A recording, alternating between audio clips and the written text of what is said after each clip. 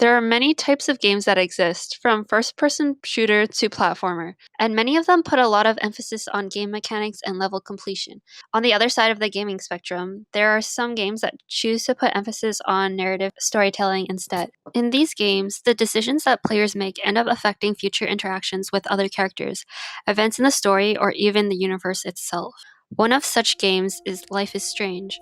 Life is Strange is a narrative heavy game that lets the player decide the fate of the story, or so we are led to believe. Are we really able to create our own decisions that will affect the later outcome in the story, or are we simply playing through an already established path carved out by destiny?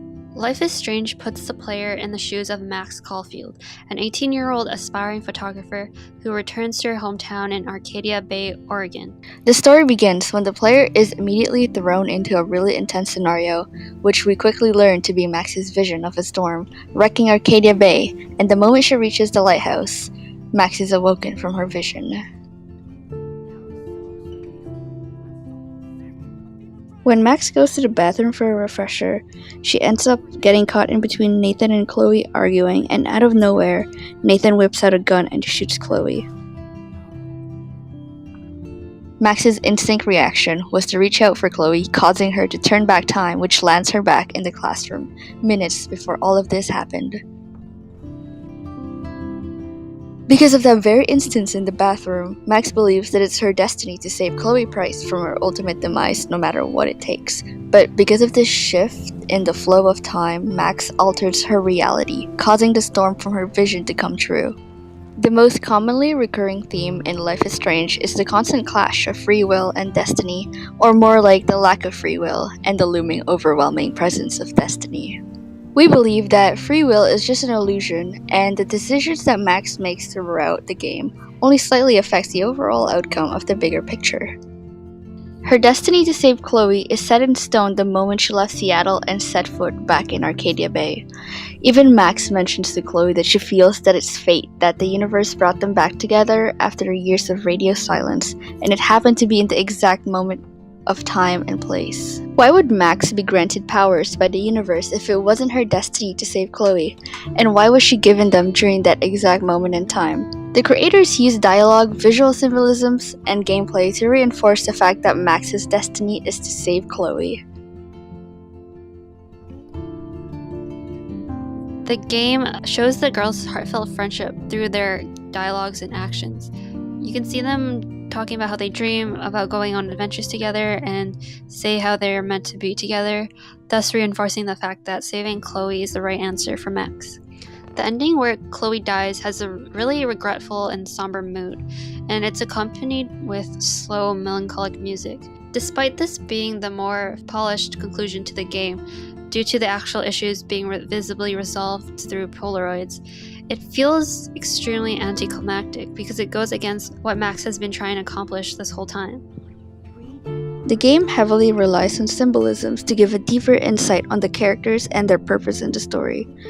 But the symbolism that connects Max and Chloe together the most is the blue butterfly.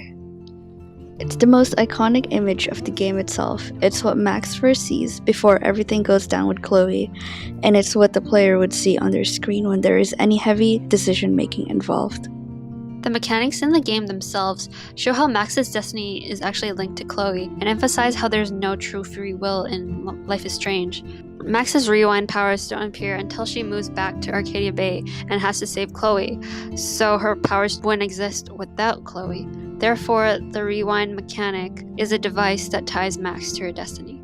There are important moments in the game that exist as cutscenes, and these can be viewed as inevitable parts of Max's destiny, such as the specific points in time when Max has to rewind to save Chloe. The player has no choice but to do it to progress the plot. Players have to watch Max as she rips her selfie so she's unable to go to San Francisco, just so she can be with Chloe in Arcadia Bay when the storm hits. Having your choices truly influence the story could lead to an infinite number of endings, so instead you are just given two predetermined endings to choose from. It makes your choices up to that point seem inconsequential, and shows how they don't really influence the outcome of the story. And while this game may not have a whole lot of fate-altering choices until the end, it does require an active engagement with the player's own morals. We are merely stepping into Max's shoes to go against all odds to save Chloe Price or undo everything, letting the universe take its last blow to Chloe's gut.